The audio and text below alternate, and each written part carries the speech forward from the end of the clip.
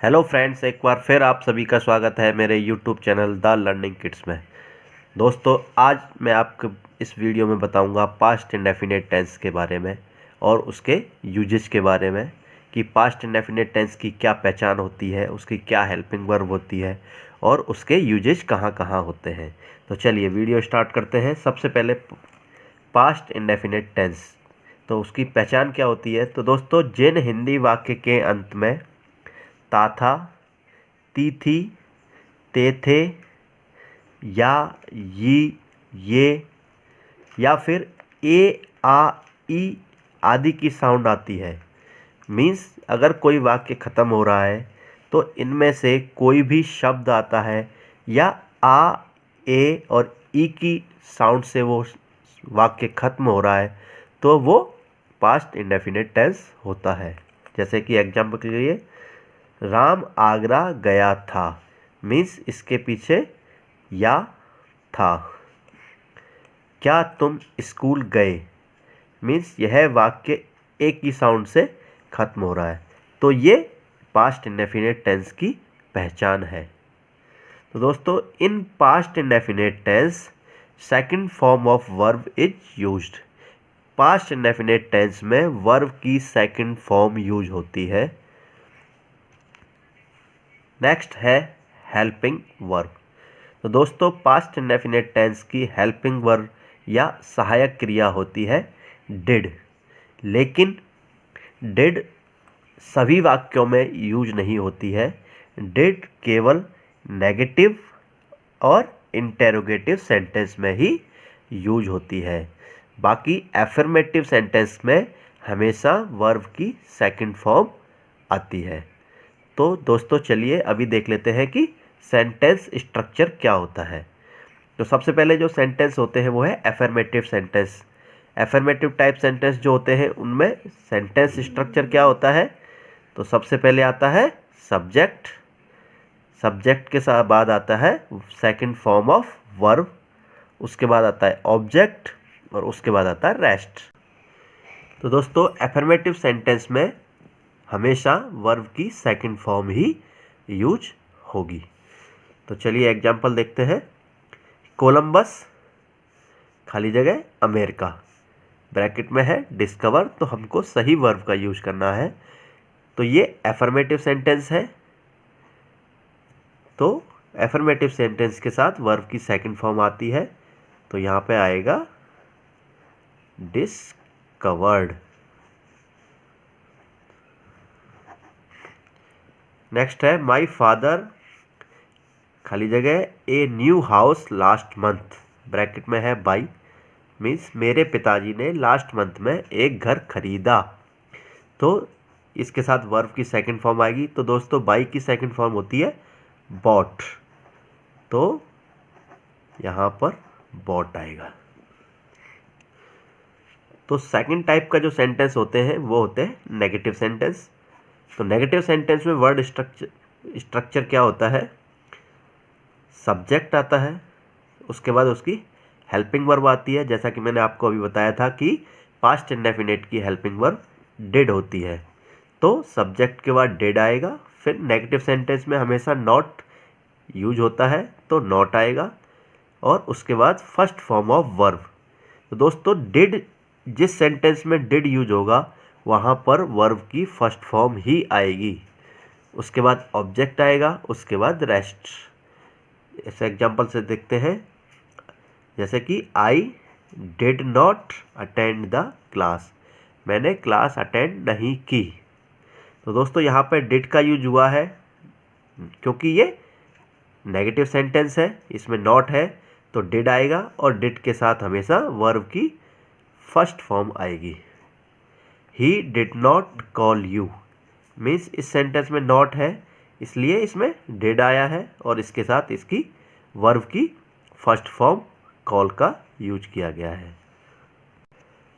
दोस्तों, third type के जो सेंटेंस होते हैं वो होते हैं इंटेरोगेटिव सेंटेंस, जिनको कि हम प्रश्नवाचक वाक्य भी कहते हैं। तो प्रश्नवाचक वाक्यों में सेंटेंस स्ट्रक्चर क्या होता है। पहला होता है जो हेल्पिंग वर्ब से शुरू होते हैं। तो helping verb plus subject plus first form of verb then object and then rest. दोस्तों दूसरे जो इंटेरोगेटिव सेंटेंस बनते हैं वो है WH वर्ड से। तो WH वर्ड होते हैं हु, वाई, विच। ऐसे जो वर्ड WH से स्टार्ट होते हैं उनको हम, उससे जो इंटेरोगेटिव सेंटेंस बनता है उसका है WH वर्ड आएगा पहले, उसके बाद डिड आएगा, then subject, then first form of verb, then object and then rest. जैसे कि यहाँ पर देखा गया है कि did you go to Delhi, तो यहाँ ये डिड आएगा क्योंकि ये इंटेरोगेटिव सेंटेंस है, तो इसके साथ वर्ब की फर्स्ट फॉर्म गो का यूज हुआ है, इसलिए did you go to Delhi is the correct sentence. दूसरा जो इंटेरोगेटिव सेंटेंस बनता है वो है WH वर्ड से। तो WH वर्ड में आता है सबसे पहले वाई, तो वाई के साथ हमेशा डिड का यूज होगा। Why did you not get up early, तो दोस्तों यहाँ पर नॉट भी आया है और WH वर्ड भी है, तो इसमें से कोई भी या तो नॉट आए या WH वर्ड आए तो वर्ब की हमेशा फर्स्ट फॉर्म ही यूज होती है। दोस्तों अभी देखते हैं usages of past indefinite tense. Past indefinite tense कहाँ यूज होता है, क्या दर्शाने के लिए पास्ट इंडेफिनिट टेंस का यूज करते हैं। तो सबसे पहला है to express an action completed in the past reference to the time of speaking. Means कोई भी एक्शन जो कि पास्ट में कंप्लीट हो चुका है उसको दर्शाने के लिए हम पास्ट इंडेफिनिट टेंस का यूज करते हैं। मीन्स कोई भी reference to the time of speaking का मतलब है कि कोई काम ख़त्म हो गया है और उसकी बात हम अभी कर रहे हैं, तो उसके लिए पास्ट इंडेफिनिट टेंस का यूज करते हैं। जैसे कि for example he reached the school late on that day, वह लेट स्कूल पहुंचा उस दिन। मीन्स हम एक पर्टिकुलर टाइम की बात कर रहे हैं कि जो कि ये एक्शन ख़त्म हो चुका है, तो ये पास्ट इंडेफिनिट टेंस है। An accident took place in front of our school, एक एक्सीडेंट हुआ हमारे स्कूल के सामने। मीन्स ये काम पास्ट में कंप्लीट हो चुका है और उसके बारे में हम अभी बात कर रहे हैं। तो दोस्तों दूसरा है टू एक्सप्रेस हैबिचुअल और regular action in the past. किसी भी हैबिचुअल एक्शन को या कोई रेगुलर एक्शन जो पास्ट में रेगुलर एक्शन हुआ है उसको दर्शाने के लिए भी पास्ट इंडेफिनिट टेंस का यूज होता है। जैसे कि I went out for a walk daily in the morning last year, तो ये काम पास्ट में रेगुलर हुआ है, तो इसको दर्शाने के लिए भी हम पास्ट इंडेफिनिट टेंस का यूज करते हैं। सेकंड एग्जांपल है in those days my mother gave me some pocket money, तो उन दिनों में मेरी मम्मी मुझे पॉकेट मनी देती थी, तो लगातार दिया था उसको पॉकेट मनी, तो ये दर्शाने के लिए भी पास्ट इंडेफिनिट टेंस का यूज करते हैं।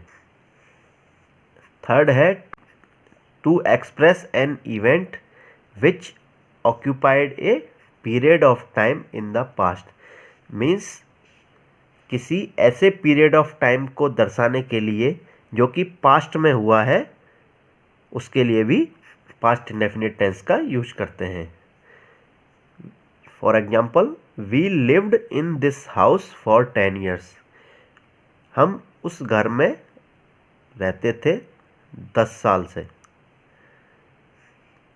सेकंड है I stayed at the JD hotel for 10 days, मैं JD होटल में 10 दिन के लिए रुका था।